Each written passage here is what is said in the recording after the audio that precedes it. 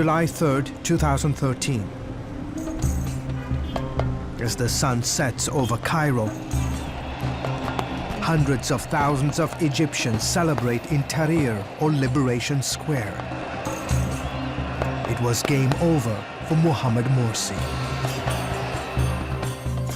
The Chief Justice of the Supreme Constitutional Court will rule the country during the transitional period. Mohamed Morsi was an Islamist leader who had big dreams for Egypt.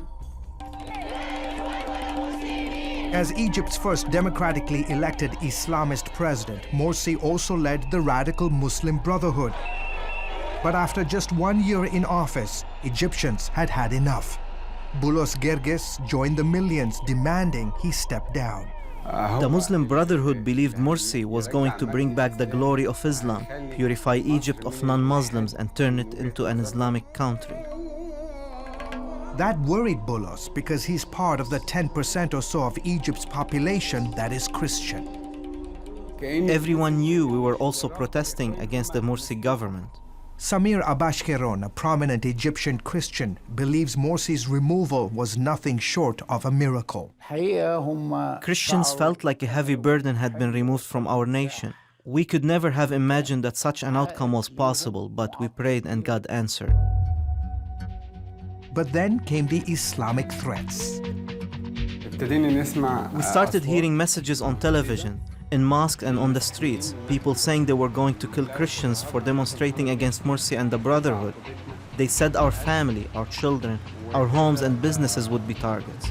And it turned out Egyptian Christians had every reason to be concerned.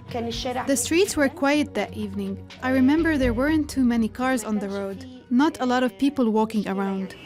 Boulos' wife was at home the evening they got the call that changed their lives forever. My friend was screaming on the phone, "Jesse has been shot. Jesse has been shot." The day was August 6th, around 7:15 in the evening. Jesse had just walked out of church, having finished 9 days of a 10-day vacation Bible school. She had walked down this very street, came to this spot that I'm standing at, and one single shot to the heart ended her life.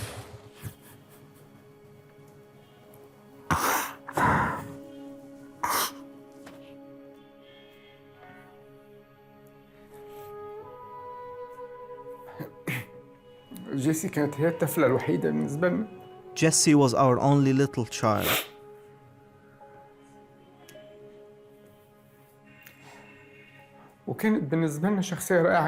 She was a wonderful person. She was only 10 years old. When she turned 10, I could see our little girl slowly turning into a beautiful young lady. She was my daughter. She was my friend. Though no one has claimed responsibility, Jessie's parents believe that she was killed because of her faith. Because we supported Morsi's removal and the army's crackdown on the Brotherhood, radical Muslims are now like bombs, ready to explode against Christians. That fury exploded days after Jessie's murder. On August 14th, hours after the army violently broke up 2 Brotherhood protest camps in Cairo, Morsi sympathizers launched revenge attacks against Christians. And when it was all over, they had destroyed more than 200 Christian-owned properties, some 43 churches seriously damaged. Shops, businesses, cars, and homes belonging to Christians were also targeted. Most of the attacks happened in central Egypt. It was the worst organized violence against Christians in 700 years.